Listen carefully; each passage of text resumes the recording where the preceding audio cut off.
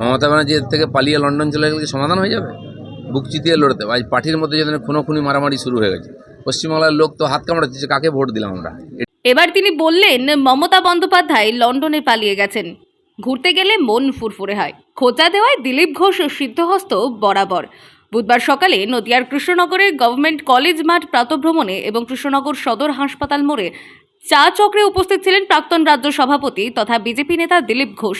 ইদানিং যেভাবে তিনি একের পর এক মন্তব্য করে বিতর্ক তৈরি করছেন, তাতে বোঝাই যাচ্ছে ভোট আসছে।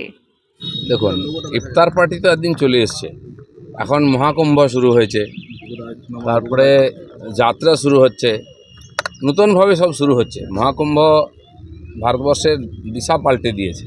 কেন ইফতার যারা করে এসছেন, যারা, আমি প্রথমবারেই বলেছি, যারা রোজা করেন তার জন্য ইফতার, যারা রোজা না করে মেকি মুসলমান সাজে তারা ইসলামেরও অপমান করছে। আর কিছু ইসলামে কিছু নেতা আছেন, চামচাগিরি করেন এই নেতাদের, তারা ডেকে নিয়ে গিয়ে ইফতারকে অপবিত্র করছেন। সেজন্য যারা ইফতার করছেন, রোজা করছেন, তারা ইফতার অবশ্যই করবেন, তাদের অধিকার আছে, আমরা তাদেরকে শুভেচ্ছা জানাই। কিন্তু এই যারা মেকি মুসলমান, কখনো তিলক, কখনো দাড়ি, কখনো টুপি রেখে কেউ নামাজ পড়ছে, কেউ ইফতার করছে, এদের থেকে যেন মুসলমান ভাইরা সাবধান থাকে।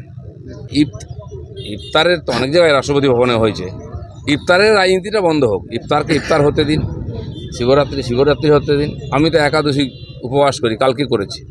আমি তো বলতে জানি লোককে এই সমস্যা একাদশী কর, যার শ্রদ্ধা যেটা সে সেটা করুক, কিন্তু মাঝখান থেকে ঢুকে গিয়ে এই ধান্দাবাজগুলো সব কিছু গুলিয়ে দিচ্ছে।